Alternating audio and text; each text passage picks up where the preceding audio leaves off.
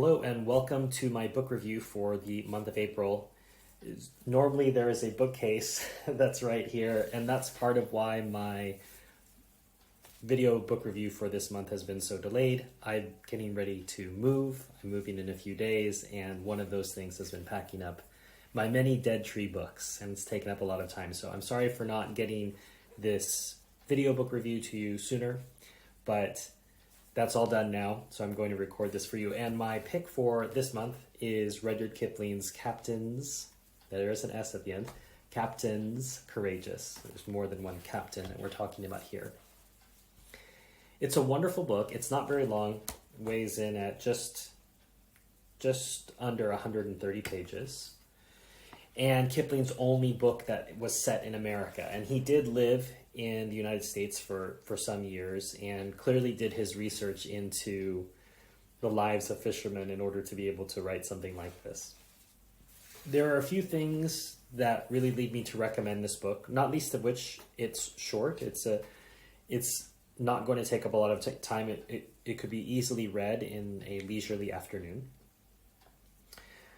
It manages to convey something that I've run into. In a past life, I was a private tutor to very many wealthy families, and one of the complaints I often heard from parents in private conversations was the difficulty of conveying to their children the value of a dollar. A lot of times these men and women had gone through a lot to make the income and the living that they currently made, and they weren't raised that way. They didn't always enjoy that wealth. And yet, for whatever reason, they managed to continue to spoil their children. And then they would ask me, how do I help my children know the value of a dollar?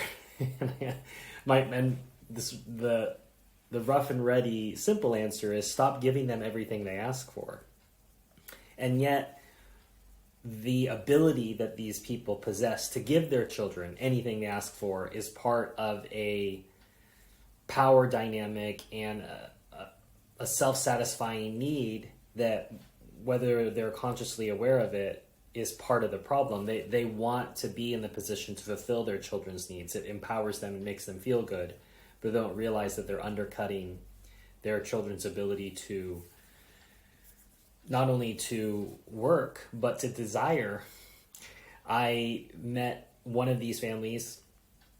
The father was a billionaire, and the son's first vehicle of his life was a Brabus.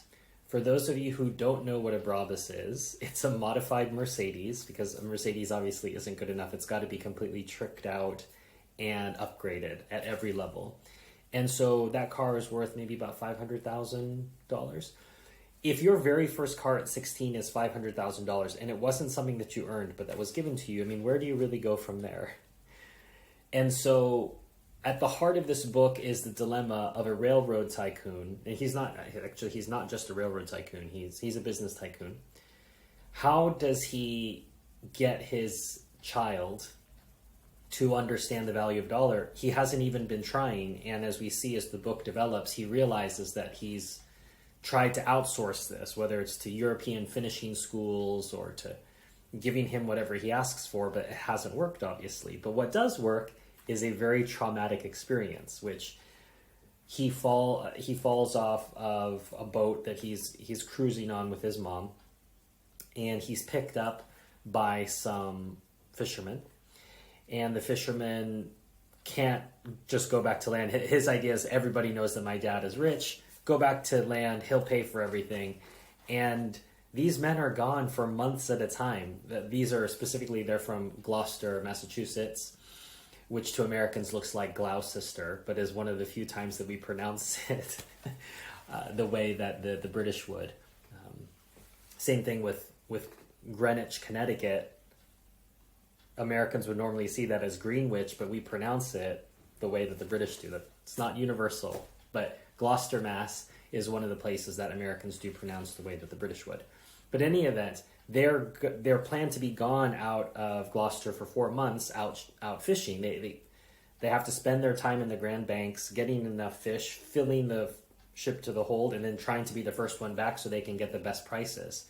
Well, they pick up our protagonist, Harvey, while they're out near the Grand Banks, they can't just stop everything they're doing and go back. And in part, honestly, they don't believe him. I mean, it's quite a tall tale for some young teenage boy to tell you, my dad's really rich, let's go back and he'll take care of everything.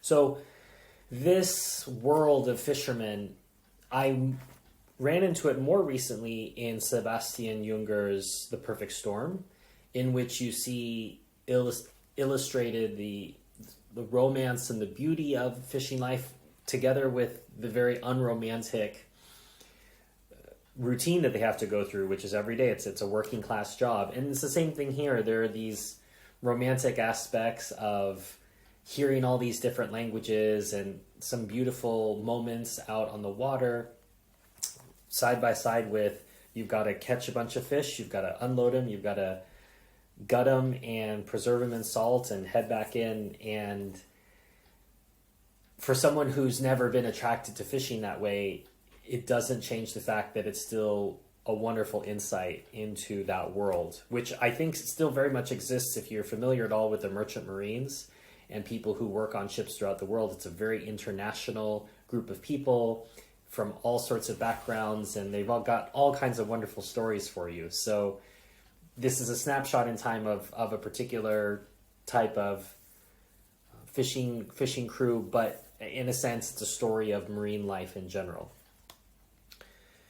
It's a Bildungsroman, a typical coming-of-age novel, and premised on the idea something terrible happens to you, and as a result, your life takes a dramatic turn. And I think we're faced with those choices all the time. Not all of us are going to fall overboard from a boat and then pick up work on a fishing trawler and then get back to our parents by the end of the novel.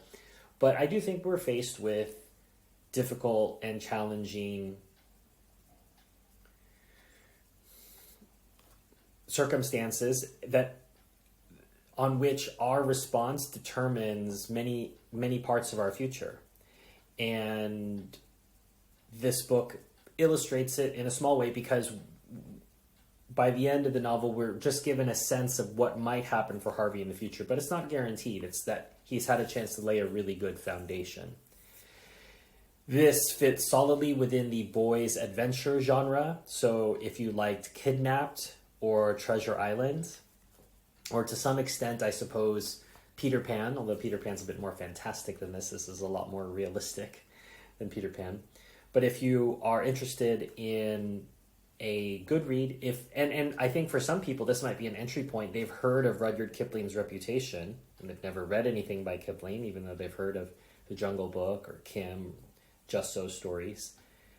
This is a short read. It's an easy entree. You can say you've read a Rudyard Kipling book, but I think more importantly, you're going to enjoy it. And it fits squarely into Dr. John Sr.'s idea of the good book series, as opposed to the snooty great book series, many of which those books are not great at all.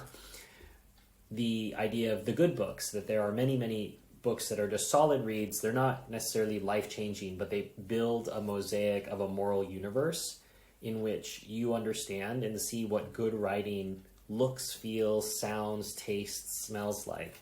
And this book is full of it, whether it's the dialects, the challenges of how people live together in small quarters, the fickleness of the weather, the beauty of being out on the ocean, out on the open water with no land in sight for months at a time. Again, whether you are attracted to such a life, whether you have any interest in such a life, it will give you an insight into that life, and I think that that's something that you should desire. So, recommended, Captain's Courageous by Rudyard Kipling.